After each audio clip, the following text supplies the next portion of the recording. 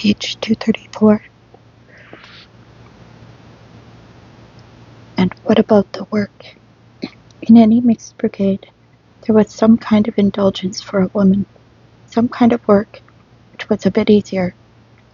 But if the entire brigade consisted of women, then there was no mercy shown, and they demanded the same cubic yards.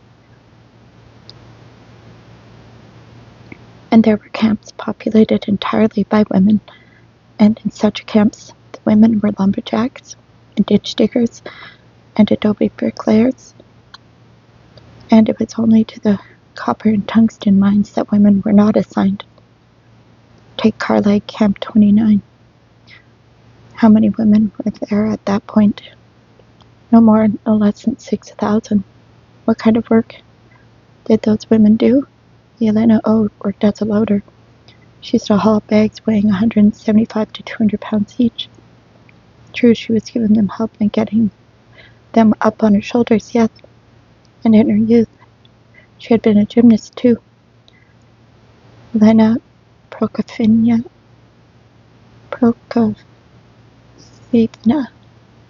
Ch8 worked as a loader throughout her 10-year sentence. At the women's camps, when I see the word loader, I'm always thinking of a bobcat or something, but they don't mean that. They mean she carried them on her back. And like, I drove a loader. Not the same. At the women's camps, the established pattern of conduct was generally unfeminine and cruel, incessant cursing, incessant fights, and misbehavior. Otherwise you'd not survive. But as the convoy engineer, Prokhorov Pustover, reports, women taken on a women's unit such as that, the assignments and assigned as servants or decent work immediately changed into quiet and hard-working women. He had occasion to observe such units in the 30s on the Baikal-Amur main line, working on second tracking Trans-Siberian Railroad. Here is a picture. On a hot day, 300 women asked the convoy to permit them to bathe in a flooded ravine. The convoy refused permission.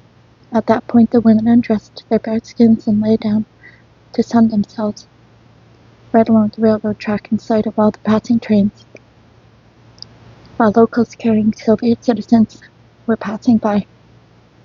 This was no disaster, but they were expecting the International Express, in which there were foreigners. The women refused to obey orders to put their clothes on, so then the authorities summoned the local fire department and frightened them off with hoses. Here's what women's work was like in Kravoshkovo. At the brickyard, when they had completed working one section of the clay pit,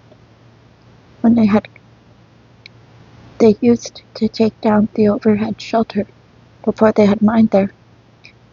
It had been laid out on the surface of the earth, and now it was necessary to hoist wet beams 10 to 12 yards up out of a big pit. How was it done? The reader will say, with machines. Of course, a woman's brigade looped a cable around each end of a beam, and in 2 rows, like barge haulers, keeping even so as not to let the beam drop, and then have to begin all over again. Pulled one side of each cable, and out came the beam, and then a score of them would hoist one up one beam on their shoulders to the accompaniment of commandos from their in-and-out slave driver of a woman brigadier, and would carry the beam to its new place and dump it there. A tractor, did you say? But for pity's sakes, where would you get a tractor in 1948? A crane, you say? But you have forgotten Wyszynski, work, the miracle worker which transforms people from non-existence and insignificance into heroes. Unquote. If there were a crane, then these women would simply wallow in their insignificance. The body becomes worn out at that kind of work.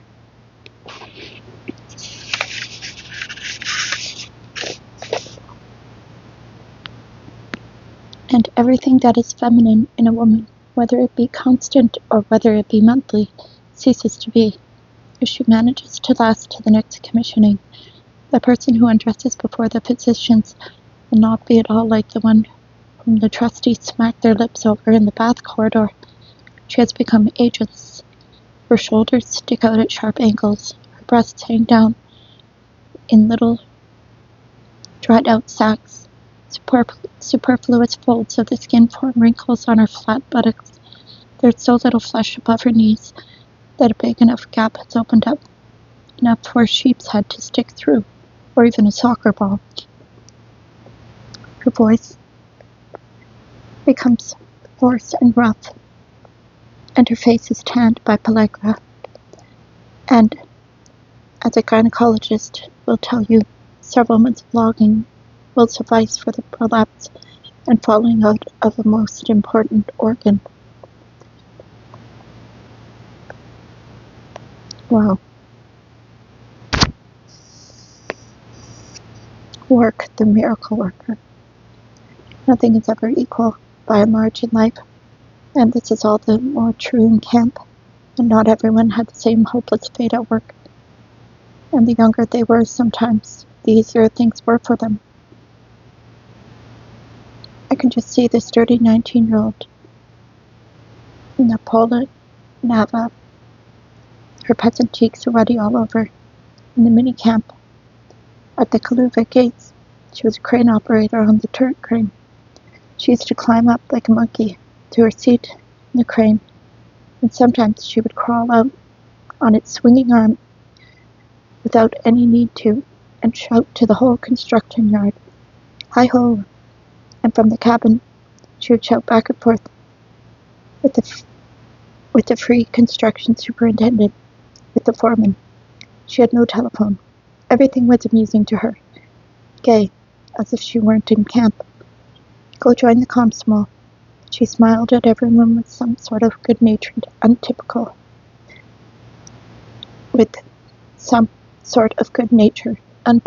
of camp.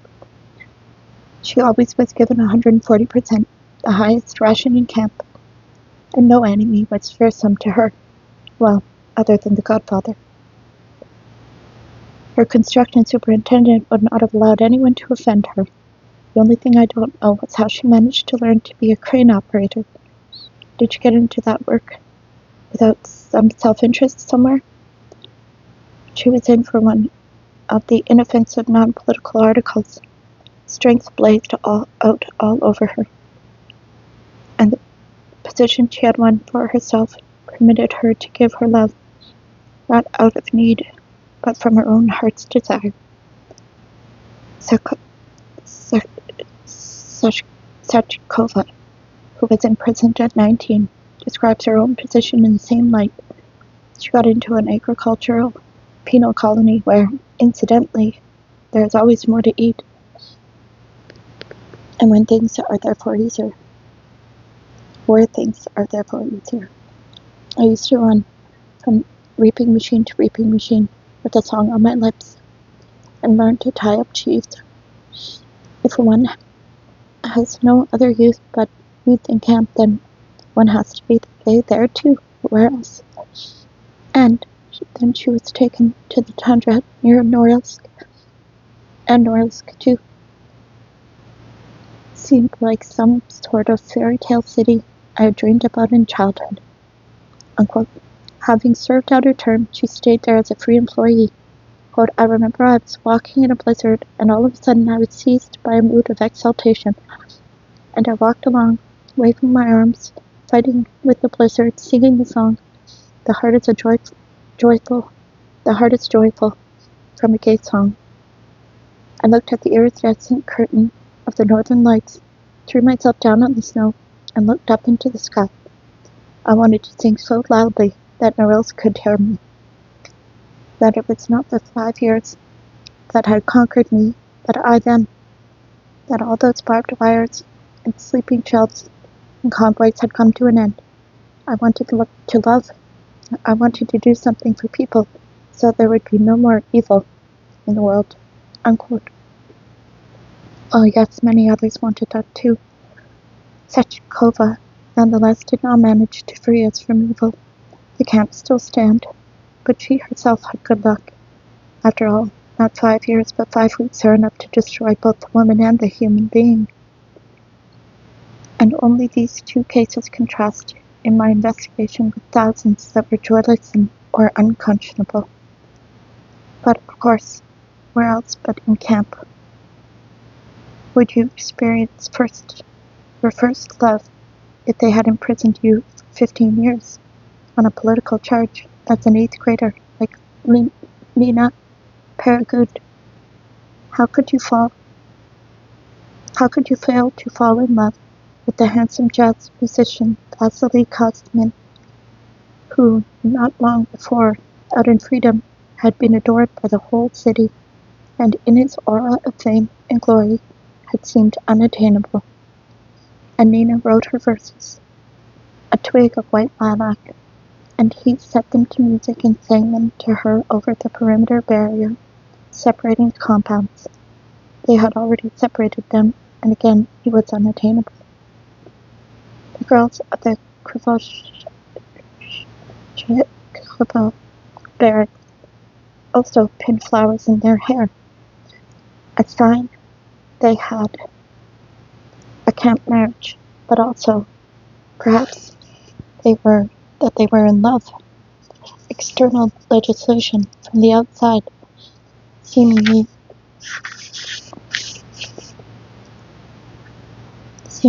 abetted camp love. An all-union decree on July 8, 1944, on the strengthening of marriage ties was accompanied by an unpublished decree of the Council of People's Commissars and an instruction of the People's Commissariat of Justice dated November 27, 1944, in which was stated that the court was required to dissolve unconditionally a marriage with a spouse in prison or in an insane asylum at the first indication of desire on the part of a free Soviet person, and even to encourage this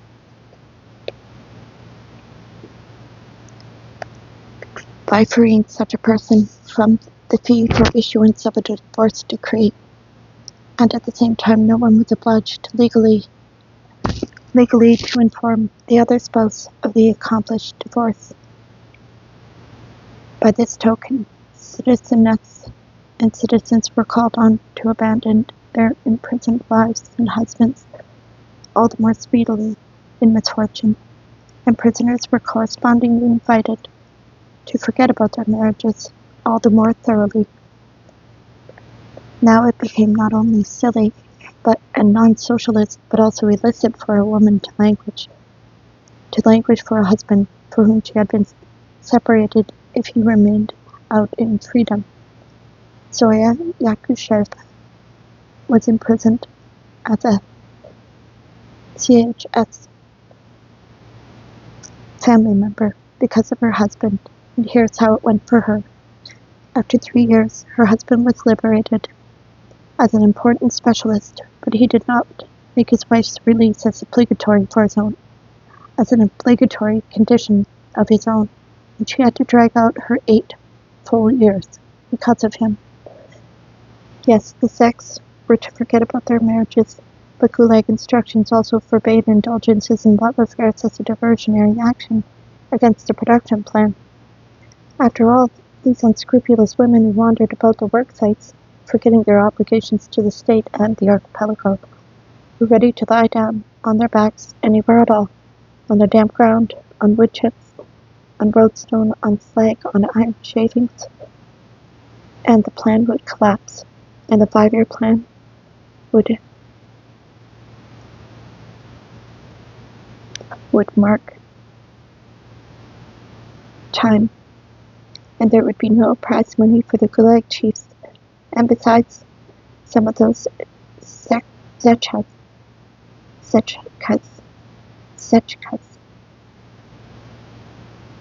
female sex secretly nurtured a desire to get pregnant, and on the strength of this pregnancy, exploiting the humanitarianism of our laws to snatch several months off their terms which were often a short 3 or 5 years anyways, and not work at all those months. That is why Gulag instructions required that any prisoners caught cohabitating should be immediately separated, and that the less useful of the two should be sent off on a prisoner transport. Now this, of course, had nothing in common with those cruel Solzhenitsyn in serf times.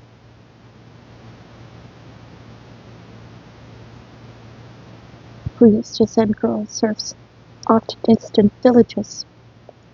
All that lyrical left beneath pea jackets was also vexatious for the custodial staff. At night, when the citizen jailer might otherwise have snored away in his duty room, he had to go about with a flashlight and catch all those brazen, naked-legged women in the bunks and in the men's barracks, and those men over in the women's barracks, not to mention his own possible lusts, for, after all, the citizen jailer was not made of stone either. He had furthermore the labor of hauling the offender off to the punishment block, or perhaps spending the whole long night remonstrating with her, explaining to her in what way her conduct had been improper, and then writing a complete report on the subject, which, given lack of higher education, was even a torment. Plundered everything that fulfilled female life, and indeed human life in general, of family, motherhood, the company of friends, familiar and perhaps even interesting work, in some cases, perhaps in art or among books, and crushed by fear, hunger, abandonment, and savagery. What else could the women camp inmates turn to except love? With God's blessing, the love which came might also be not of the flesh, because to do it in the bushes was shameful. To do it in the barracks in everyone's presence was impossible, and the man was not always up to it. And then the jailers would drag the culprits out of every hideout, seclusion, and put them in the punishment block. But from its unfleshy character, as the women remember today, the spirituality of camp love became even more profound, and it was particularly because of the absence of the flesh that this love became more poignant than out in freedom. Women who were already elderly could not sleep nights because of a chance smile, because of some fleeting mark of attention they had received. So sharply did the light of love stand out against the dirty, murky camp existence. And Stolyarova saw the conspiracy of happiness on the face of her girlfriend, a Moscow actress, and on that of the latter's illiterate partner at hay-hauling, Osman. The actress revealed that no one had ever loved her that way before, neither her film director husband nor all her former admirers. And only because of this did she decline to be taken off hay-hauling for general work.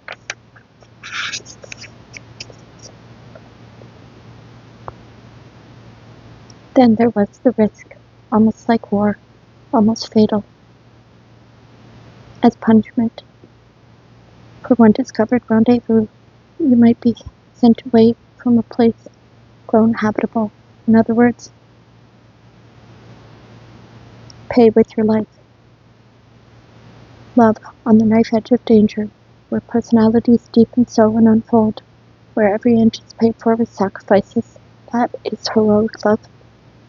In Hotel Anya Lektonin supported, stopped loving, fell out of love with her sweetheart in the course of those 20 minutes when the guard was leading them to the punishment block, and her sweetheart was humiliating, begging the guard to let him go. Some became the kept women of trustees without love in order to save themselves, and others went on general work and perished for love. Yes, that would be. And women who were not at all young, turned out to be involved in this too, even placing the jailers in a quandary. Out in freedom, no one would ever have considered such a woman, and these women did not seek passion, but to satisfy their need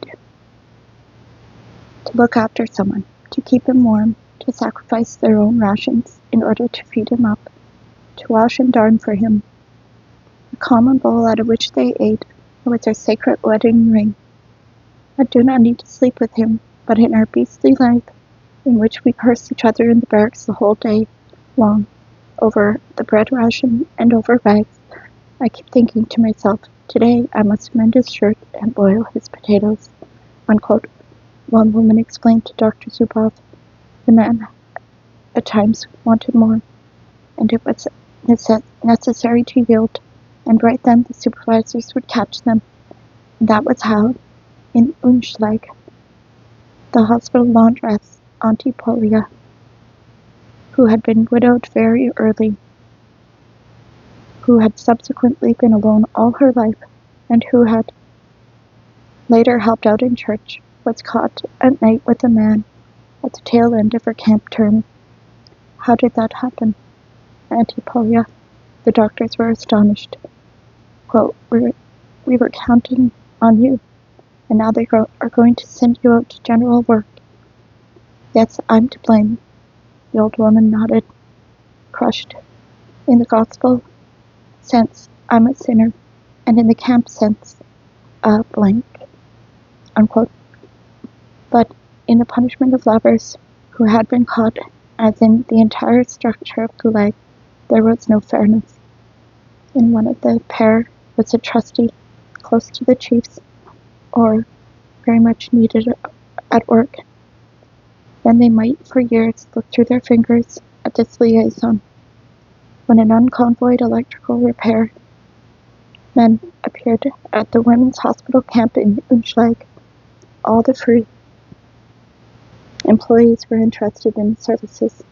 The chief doctor, a free woman, summoned the nurse housekeeper, Azechka, and gave instructions. Quote, create suitable conditions for Musa Bujenko. Musa was the nurse, because of whom the repairmen had come. But if the sex involved were insignificant or in disfavor, they were punished swiftly and cruelly. In Mongolia, in the Goldshadesh camp, our sex built a railroad from 1947 to 1950. 2 unconvoyed girls were caught running to see friends in the men's column. The guard tagged them behind his horse, and, mounting the horse, dragged them across the steppe. None of your serf-owning Soltitukas did that, but they used to do it at Solovki.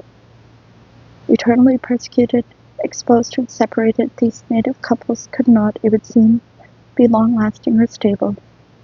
At the same time, however, cases are known in which they managed to keep up a correspondence and got together again after their release. One such case is known, for example, one doctor, PYS, an assistant professor at the Provincial Medical Institute, lost count of his liaisons in camp. He had not let even one nurse get by, and there were others too, but in his long line he encountered Zed, and the line stopped. Zed did not cut short her pregnancy and gave birth to a child. B.S. was released shortly after that, having no limitations on him. Could have gone his own way, could have gone to his own native city, but he remained in the camp as a free employee so as to be near Zed and the child. His own wife, losing patience, came to him there. At this point, he hid from her inside the camp compound, where of course his wife could not get to him. He lived there with Zed and communicated to his wife by every possible means that he had divorced her and that she should go away. Oh, that's kind of a sad ending. A loyal one.